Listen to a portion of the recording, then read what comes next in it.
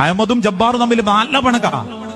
ആയുസുള്ള കാലത്ത് പോയിട്ടില്ല. അവസാനം ജബ്ബാർ മരിച്ചെന്ന് കേൾക്കുമ്പോ അഹമ്മദിനൊരു വരല വന്നിട്ട് ജബ്ബാറിന്റെ മോന്റെ തോളിലൊക്കെ ഒന്ന് തട്ടി ഒന്ന് സങ്കടമൊക്കെ ഒന്ന് കാണിച്ച് പള്ളിയിൽ നിസ്കരിക്കാനൊക്കെ വരും. മനുഷ്യർ ആയുസുള്ളപ്പോ ഒന്ന് കയറി ചെന്നീനെ അത്രയും പുണ്യം ഉണ്ടാകുകയും.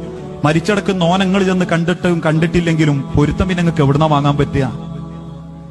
മരിക്കാൻ കാത്തിക്കുക ചിലര് ഒന്ന് നന്നാവാൻ. അതുകൊണ്ട് ഈ രണ്ട് കാര്യങ്ങൾ മരിക്കുന്നതിന്റെ മുൻപ് അവനാന്റെ സ്വത്തും കുടുംബവും ഒന്ന് സൂക്ഷിച്ചോളി. ഈ രണ്ട് കാരണം കൊണ്ട് മാത്രം അള്ളാന്റെ അടുത്ത് ഞാനുങ്ങളും തലകുനിച്ച് നിൽക്കേണ്ടി വരും.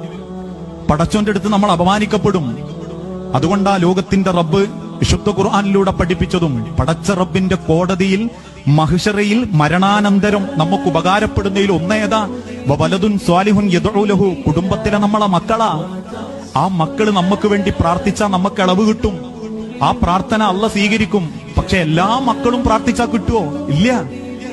എല്ലാ മക്കളും പ്രാർത്ഥിച്ചാൽ കിട്ടൂല. വാപ്പാനെ സ്നേഹിച്ചിട്ട് പ്രാർത്ഥിക്കുന്ന മക്കളുണ്ട്. പക്ഷെ അള്ള പറഞ്ഞതേ റസൂലുള്ളാഹിലൂടെ അല്ലാഹു തആല പഠിപ്പിച്ചത് വലതുൻ സ്വാലിഹുൻ, സ്വാലിഹീങ്ങളായ മക്കളാവണം, ദീൻ പഠിച്ച മക്കളാവണം, ദീൻ പഠിപ്പിച്ച മക്കളാവണം, നിസ്കാരത്തിന്റെ ഗൗരവം അറിയുന്ന മക്കളാവണം.